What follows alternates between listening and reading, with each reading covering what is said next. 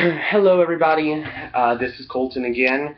On this particular series or part, I would like to put out a list of things that you will probably be wanting or needing to put some of these formulas together that I will be showing you over the course of the next couple of weeks and hopefully later into the future as well. But this is my personal I guess, idea of whatever witch or practitioner, some of the basic essentials that you might need and want in your home. First of all, I will say that anybody can do magic, regardless of what they have, don't have, and you don't have to have a full, well-stocked or be rich person to be a powerful practitioner, but these are some things that certainly will aid you along the way.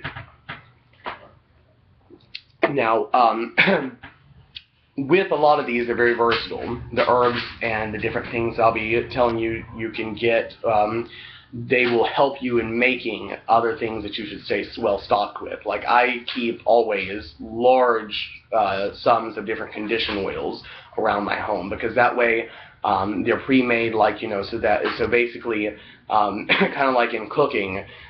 You know, if you have a jar of marinara sauce that you keep, you know, something you've made in the past and you want to freeze or something like that, you can use it later instead of having to go remake everything again. You might have everything in your kitchen you need to make that sauce, but then you've just got it right there ready to use for whenever you need it.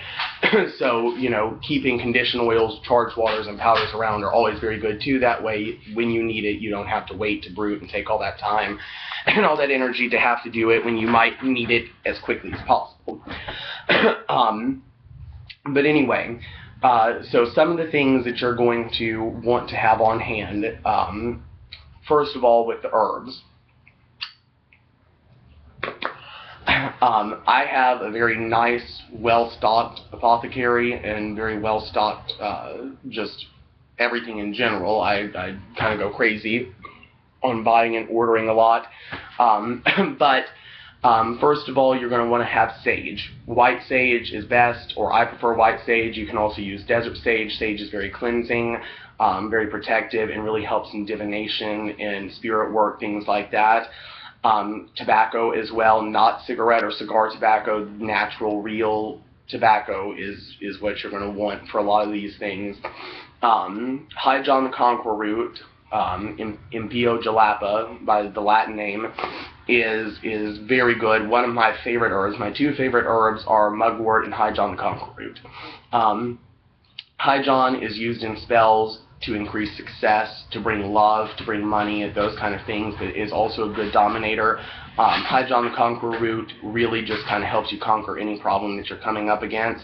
And my second favorite herb is mugwort, or I should say my first favorite is mugwort, my second is High John, but mugwort is wonderful. Mugwort is the queen of all psychic herbs. Mugwort brings powerful psychic awareness, even if you've never had a psychic experience in your life.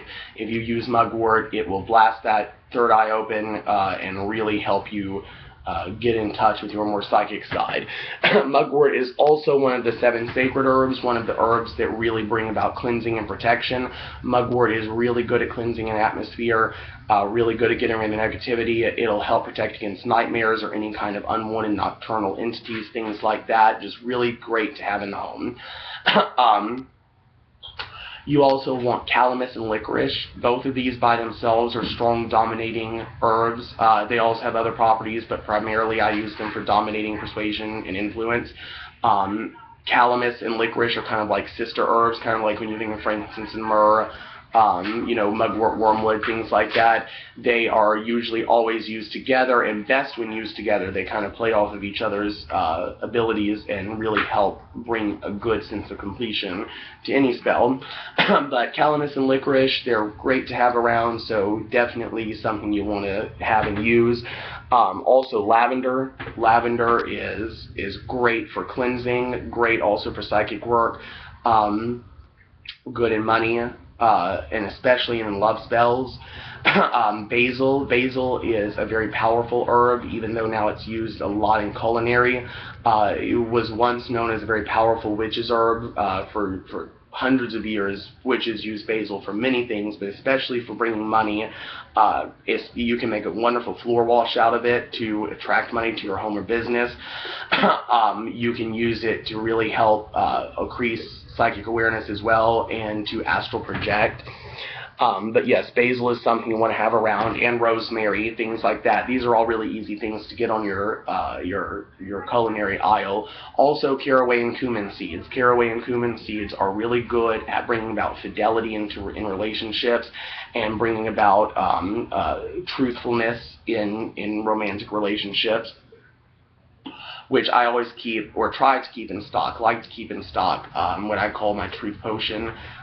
It's a great, easy thing to make. You get some red wine, just whatever kind of brand that you prefer of red wine, and just steep caraway and cumin seeds in there, and just kind of let them stay. You can strain them out after 24 hours. I prefer mine to let me stay. If you have somebody that's lying to you, especially a romantic partner, just have them drink a glass of the wine, and they will tell you the truth one way or another.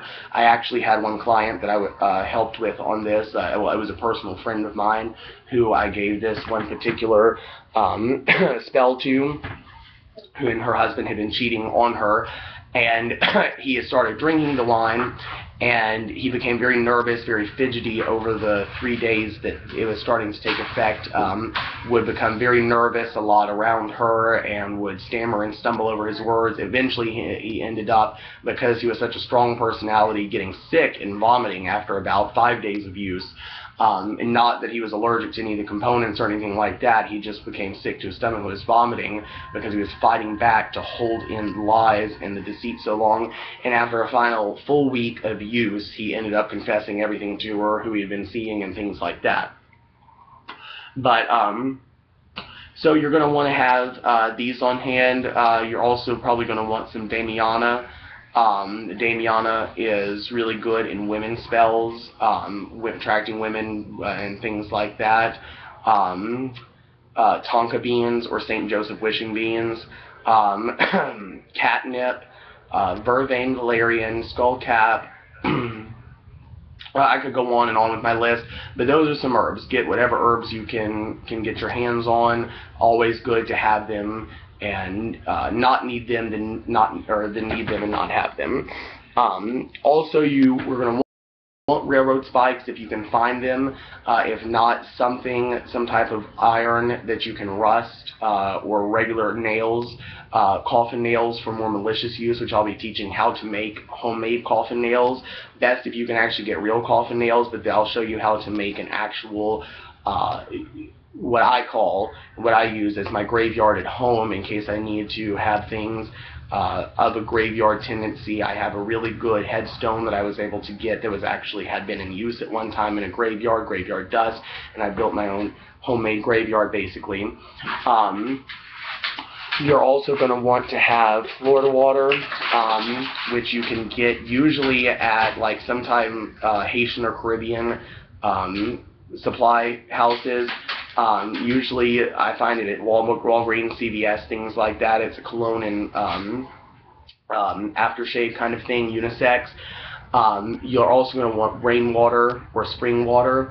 You're going to want to use mineral oil, or get mineral oil. With my conditioned oils, and I've been brewing conditioned oils for a very, very long time, you can get into, having lots of different bases for different type of conditioned oils, like sweet almond for any type of love conditioned oil, mineral oil for any type of like negative work or compelling work, things like that, jojoba oil for general, all this kind of stuff. I use mineral oil as my base for every working. The carrier oil, I have found, does not have a huge impact on the final outcome of anything, especially once you've charged and prepared everything properly. The reason I choose mineral oil is because pretty much every base oil that you use other than mineral oil is going to have a shelf life that is usually less than 9 months, sometimes even as short as 3 months, otherwise it'll go rancid. Also, and there are ways to get around that. If you prefer using a different base oil, you can use vitamin E and put in there, and that's really good natural preservative. But mineral oil is a very pure oil. Nobody that I've ever read or heard of or know of is ever allergic to baby oil, or mineral oil. That's actually why they use it in baby oil. Very natural, very gentle, very clean, and it has no scent, which is really good when you're wanting to work with scenting your own oils with natural essential oils, things like that. But mineral oil is a really good base pretty much for everything you use. In fact, really the only other oil that I ever use anything is olive oil. But I'll be teaching you also how to make altar blessing oil, which you'll need frankincense and myrrh. If you can get frankincense and myrrh, that's a very important component to a lot of things. I personally love frankincense and myrrh for a lot of cleansing works and a lot of different things as well. And dragon's blood resin. Dragon's blood resin is another really good must-have for any apothecary. Sulfur and saltpeter also. Camphor. Let's see, white willow bark can be a good thing to have on hand, and Spanish moss, especially Spanish moss collected from a benevolent place, and then also Spanish moss collected from a graveyard, because they will come in handy at different times and for different things. But, you know, none of these are essential. I will be telling I find some of them essential, but I will be telling you each component, what needs going to what, as I make the different formulas. So, you know, if you have any questions or, you know, any ideas that I need to add to my list or anything that you need to know, just, you know, send me an email or something, and I will certainly get back to you. You know, if you have a question or you have request of something that you need to make or want me to show how to make, I'll be happy to do that as well. Pretty much any condition oil, any old style hoodoo condition oil that's got a name to it or history to it, I know how to make and I can show how to make. Powders, same way, and in waters, everything from hot foot powder to goofer's dust. You know, High John the Conqueror root, fiery wall of protection, in the oils, Jezebel oil, follow me boy oil, come to me boy oil, come to me girl oil, High John the Conquering oil, domination oil, do as I say oil, Adam and Eve oil, you know, Jinx oil, reversible oil, you know, pretty much anything that you can think of that's got a cat connotation to it. Black cat oil is one of my specialties as well. Great for luck and gambling. Also can be used for jinxes and things such as that. As far as charged waters go, I can do Seven Sisters water, Marie Laveau water, Carmelite water, Peace water, Florida water. You know, pretty much anything you'll need for any type of different spell that you could think of. So, you know, please send me any requests or anything like that, and I will certainly do my best to put these out there and get this information to you so that you can have an easier time crafting these things and have an easier time be able to really control yourself and control your craft the way that you need to. Thank you very much.